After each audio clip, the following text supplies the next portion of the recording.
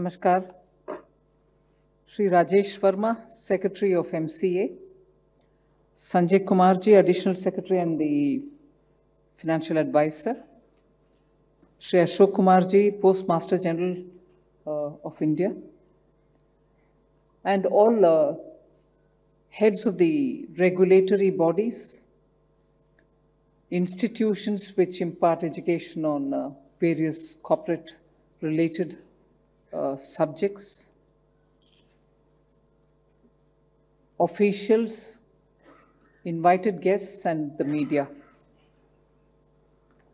Today we are here following up on the inauguration which the Honorable Prime Minister did yesterday, both for the Ministry of Finance and also for the Corporate Affairs, which during this week will be celebrating the Azadi Ka Amrit Mahotsav. In other words, taking the opportunity to be able to communicate with the people of India as to how this journey of 75 years has been, what role that the ministry has played in the lives of Indian citizens for the 75 years, and also putting before ourselves what the next 25 years are going to be when India reaches the 100th year of India's independence. So actually speaking, this is a very important phase in free India's life, where government comes before its citizens, even as it marks 75 full years of its independence, to say what these 75 years have been in governance, in being accountable, and in being responsible towards making the lives of citizens better.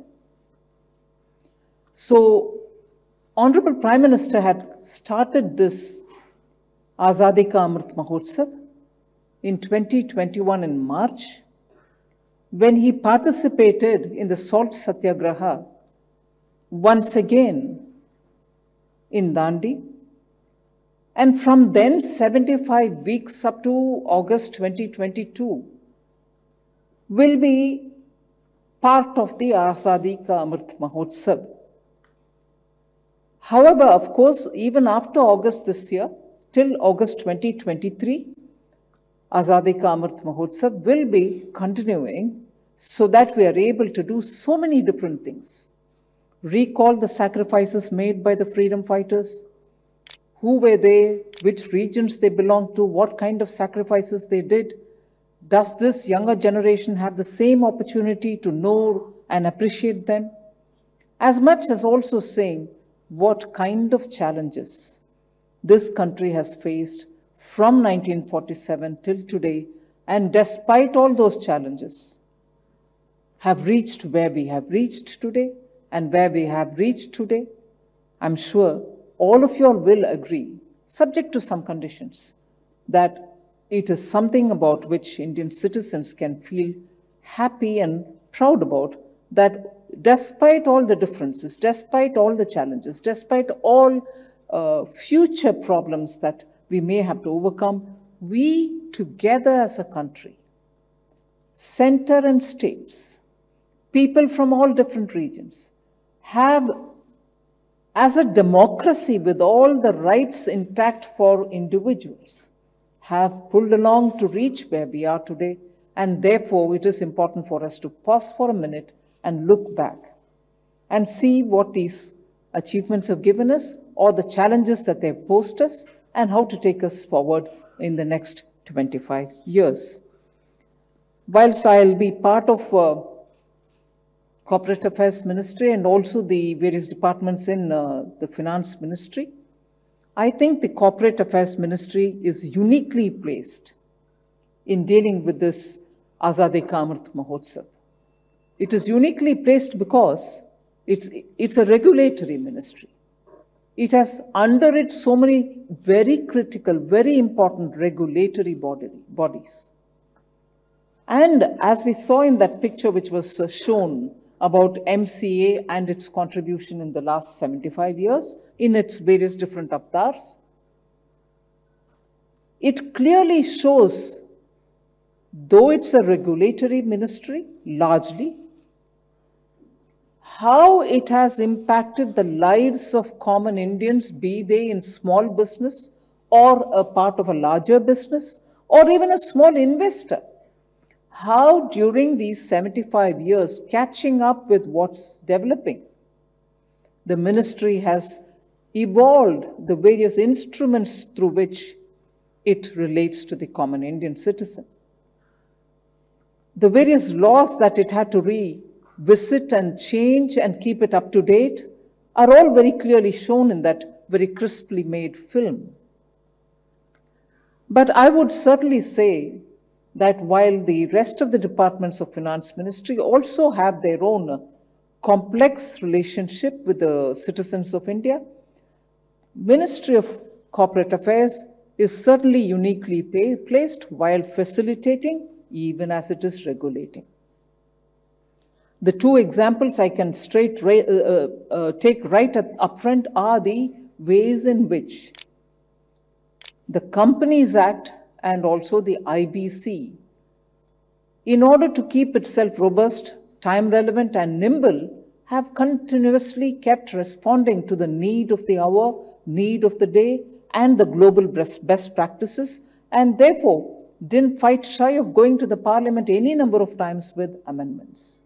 And therefore, I would think the Corporate Affairs Ministry has so much more to talk about and to relate and, in fact, directly or indirectly inform the public about the ways in which this Azadi Ka Amrit Mahotsav can tell us where we are and take the feedback of where we have to go and how we have to go in order to reach 2047.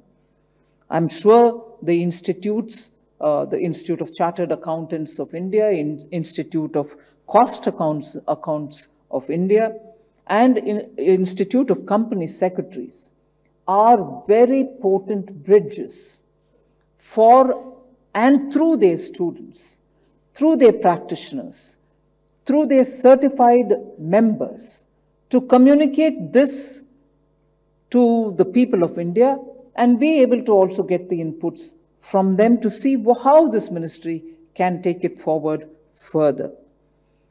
For my part and for the part of the Government of India, I can say, whilst every decade had its own significant contribution, particularly after 2021 budget, I think the nature of the economy, whether it is thankfully to the COVID, which was a challenge, but that challenge, I'm glad to say that the ministry literally kept itself on its toes, that it could come up with so many different quick-footed steps that even during the lockdown or during the pandemic, people of India could go about their normal businesses, particularly those in small companies, could go about their normal businesses without having to worry if compliances are going to be challenged, if compliances are not going to be kept up, purely because they're all under a lockdown.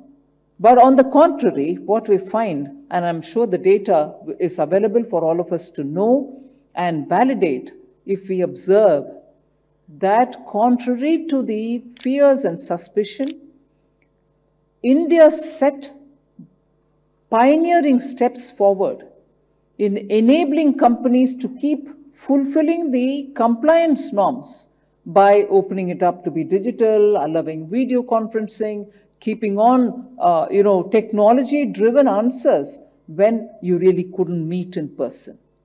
So I must say that a department like Company Affairs was very imaginative enough to come up with technology-driven solutions and make the lives of Indians, companies, small investors, and certifying bodies, and small chartered accountants who were in their own local areas doing their businesses far easier to do their compliance and regulatory performances without worrying, because technology was available and handy.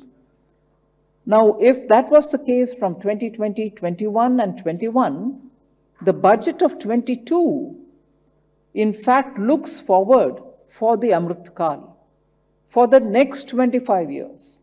And in that too, I'm sure the Corporate Affairs Ministry will be able to take forward quite a few of their forward-looking and out-of-box thinking steps. And I would say if each of the earlier decades had its own character, the decade of 2020 upwards to 2030 or even further is so distinctly infused with digital methods. No wonder, therefore, in the budget of 2022-23, we had so many announcements, all of which are digital, whether digital currency, digital university, digital banking, and looking at ways in which we can further strengthen digital payments. Therefore, I would think this decade for the MCA, adapting to the digitized performances, which is going to make our lives easier, is going to be one big challenge.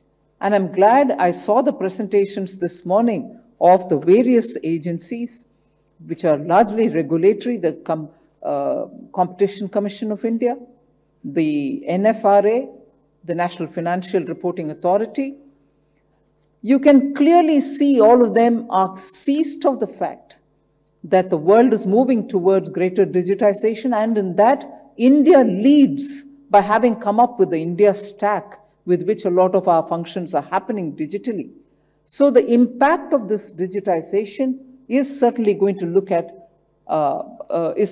have an impact on the markets. And if it has an impact on the markets, obviously the Competition Commission or the National Financial Reporting Authority will all have to be ahead of the curve to see where the regulations will have to fall in place, where the regulations should be soft touch, where the regulations will have to be deterrent strong enough.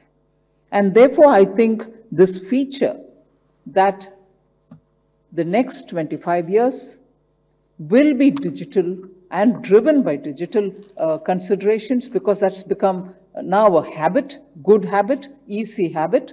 We need to have agencies ready to be able to gauge what that is going to do to fair, accountable, and transparent practices. And therefore, I would seek to draw the attention of all the regulatory bodies to be seized of this fact that this is now going to pervade all aspects of our society.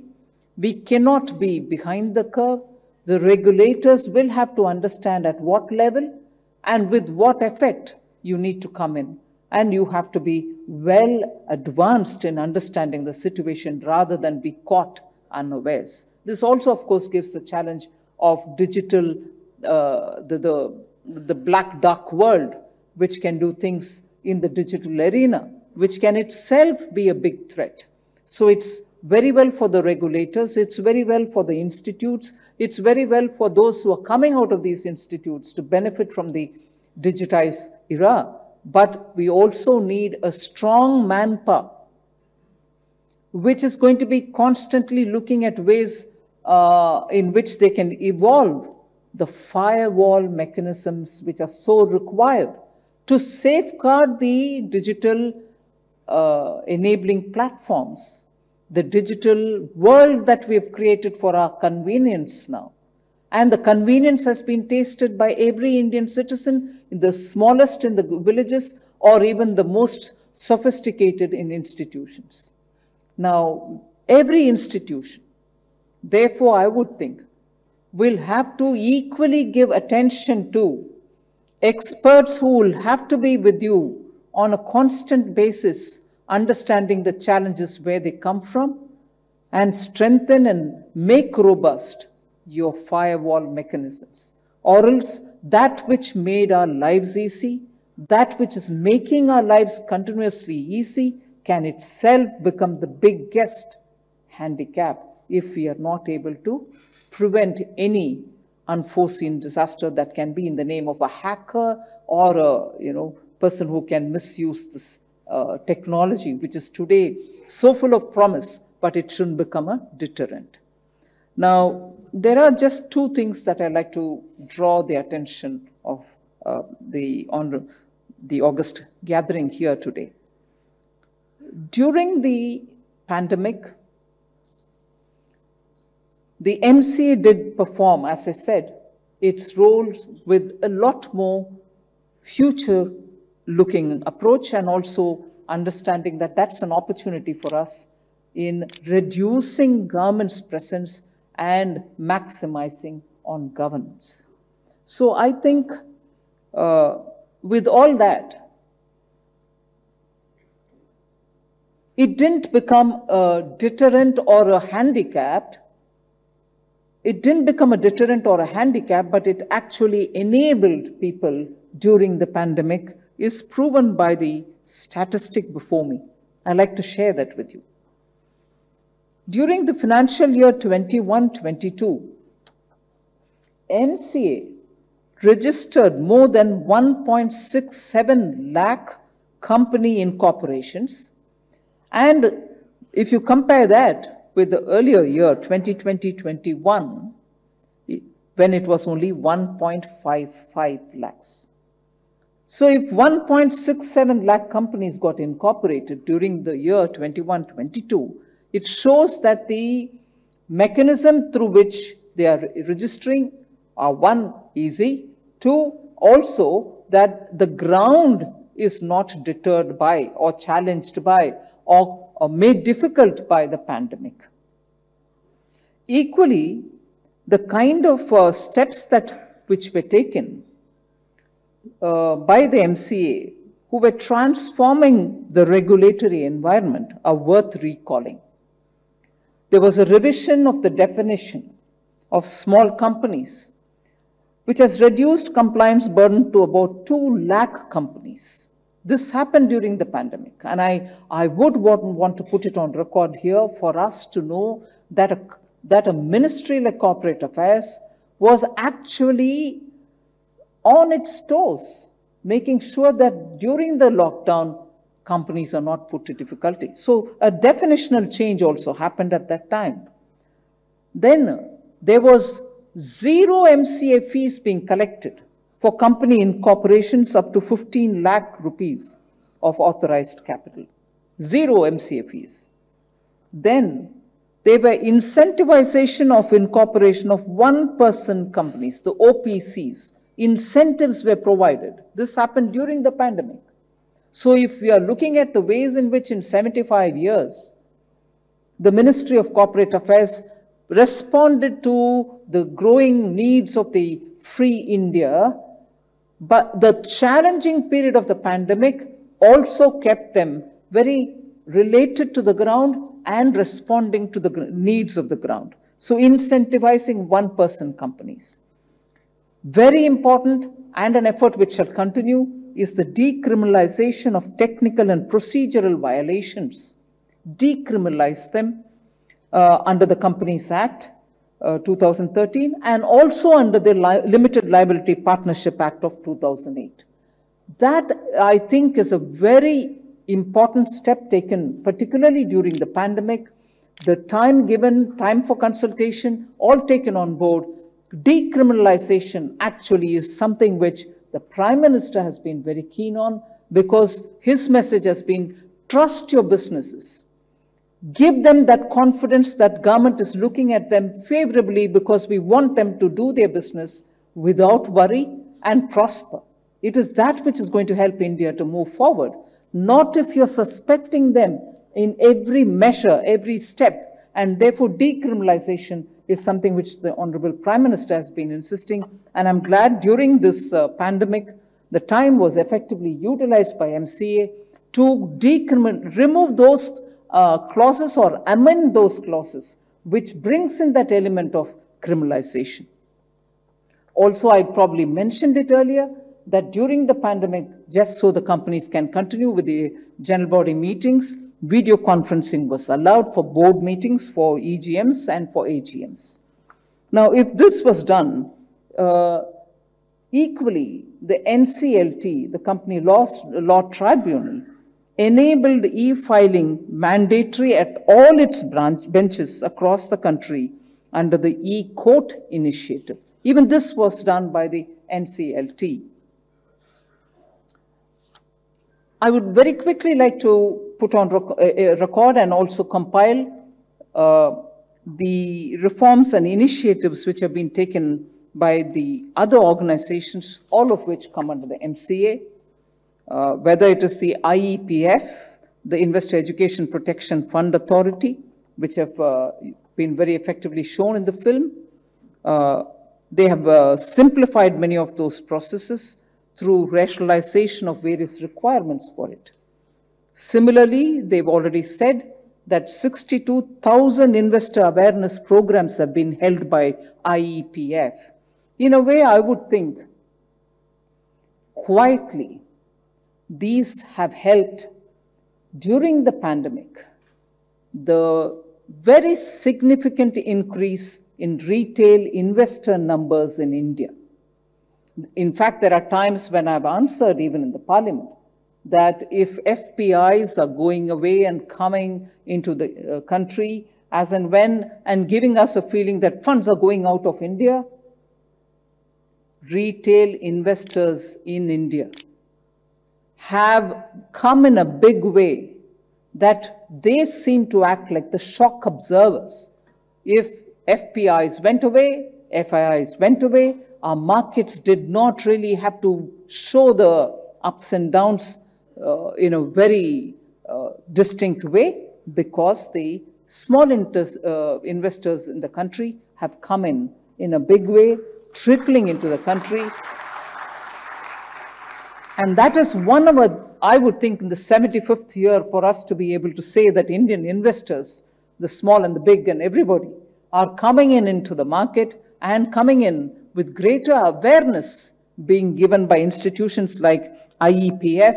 I'm very happy. And I would think that brings the benchmark a bit higher for IEPF itself, because the next 25 years, you have even better to perform and improve your own standards. So 62,000 investor awareness programs have not gone without being noticed and without having a concrete outcome. So I'm glad for that. The Institute of Corporate Affairs plays a significant role also in supporting organizational reform and in capacity building, also under the MCA. So I think the Amrit Kal, we have quite a few number of institutions under the MCA who are going to have to build a lot of information platforms and get in touch with citizens of India to say what you're up to. IACA, the Corporate Affairs Institute, also has done a policy advisory function, which has helped us to, be able to change the IBC, deliver on very many of these corporate social responsibility related matters. I can see the members of IICA seated there. Your role is very significant and you have to keep performing much, much more there. I think also because today the public outreach and the research and study with the stakeholders on board is one big step that the IICA has taken, and I think that will definitely make a big difference. You should continue on that. Similar such role, and for a body which is fairly new, is being performed by the Competition Commission of India. The CCI has made a major contribution, and I'm very proud of this institution in being able to burst cartels, not allowing cartels to be formed, making their presence felt but not really becoming an obstruction.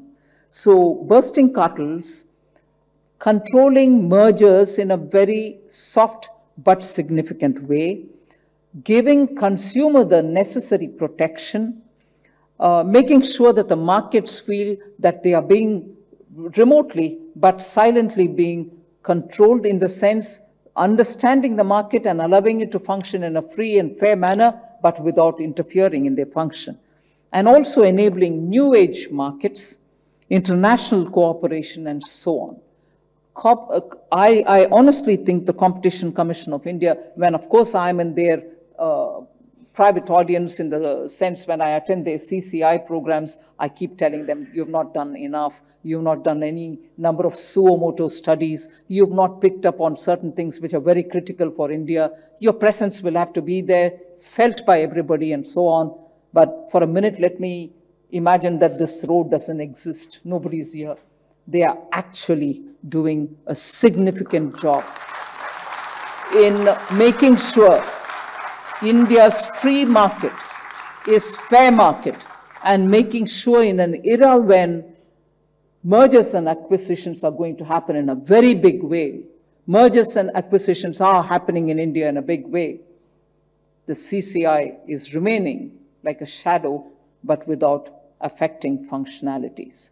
So I wish the CCA in the next 25 years also makes sure that a modern India, digitized India, a corporate India, an India where retail investors want that support, CCI will stand up to the challenge and meet the expectations of the Indian citizen.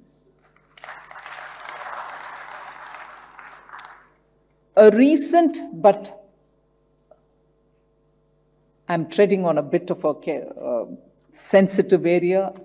Like in the Western world, they would say you're treading on a minefield, but I'm not treading on a minefield, but an institution which has yet to make a very big beginning, but has a role to play, is the National Financial Reporting Authority. I think they have a big role in that they are looking at listed companies, they are looking at not so listed companies, but of a certain stature. They're also looking at firms, and they should also expect that the government will also come up with requests on certain companies on which I would want them to understand the significance as our institutions abroad. And this morning I heard the chair of NAFRA telling me, I don't know, there is also hesitation in using the word NAFRA. It's nothing to do with Nafrat. It is National Financial Reporting Authority, which has a very big role to play. Is the size of the job, the audience that they are dealing with, the companies that they are looking at, and the stakeholders who they are going to have to address, I'm being told by the chair, is comparable exactly with their counterpart in the United States of America. But they are recent, they are in the US, fairly old body. But NFRA is again a body which has to do quite a lot of work. And I understand you have issued financial reporting quality review reports. You've also had 4 audit quality review reports, and you're also now looking at recommending amendments to various rules and regulations. I wish the body all success. You also have to catch up with a lot of work which is now before you, and I hope in the next 25 years this body also will stand up and meet the demands and expectations of the people of India. Very quickly on the National Foundation for Corporate Governance, definitely you're trying to have a lot of voluntary adoption of good corporate governance practices. I wish all the very best even for the corporate governance body. So for the next 25 years, not just this week, this gives us an opportunity for us to be able to speak about our achievements, but more to think in terms of a futuristic, visionary, for a fresh new India which is so bubbling with the youth, all of whom want to be in this country but receive the best of global practices in terms of running their companies, in terms of meeting with expectations of people who give them equity fund or people who are providing debt funds. We need to have government and government's policy giving them that little hand-holding rather than being a tough regulator. So I'm in the midst of a ministry, institutions, and regulators, all of whom are strong regulators. but your profile itself will have to be of a facilitator. Your profile will also have to be those who are showing the light on the path in which this country will have to go, so that the youth of India will not just be looking for jobs, but will be creating jobs and delivering on innovative ways of living our lives. So thank you very much for giving me this opportunity, and I wish all of you all the very best for the next 25 years. Jai Hind.